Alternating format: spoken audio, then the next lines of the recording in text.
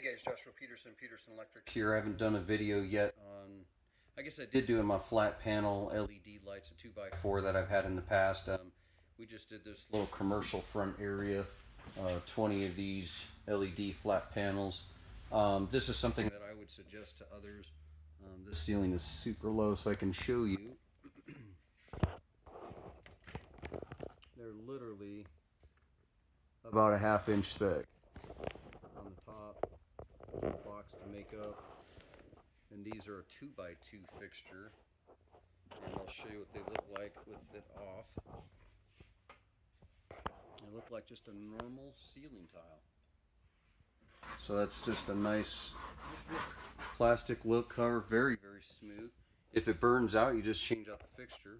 Okay, so this commercial space was actually done in Romex about 20 years ago, and that's what the inspector actually approved. So we just had to anchor to and just put a tie strap. We fed it through all this insulation. It's super thick, so everything was fed right through. But such a nice look.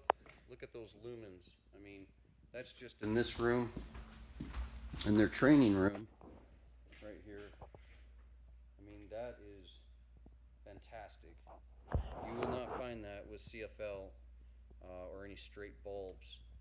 For tubes on T8s or T12s. I actually like these better than the LED T812s for those tubes because you don't have an issue with the tombstone sockets. And I also like this better than tape strip because it's the whole panel. It's a very smooth look. It almost looks like you just have a skylight coming straight through because of that. I don't know if you guys can see that real well, but that's a 4,000 Kelvin, so it's a little bit cool, but it's warm. The only thing I didn't like is a couple panels throughout here were a little bit more cool than warm, so I'm not sure how they're finding that inconsistency or not. But yeah, I'd consider doing that.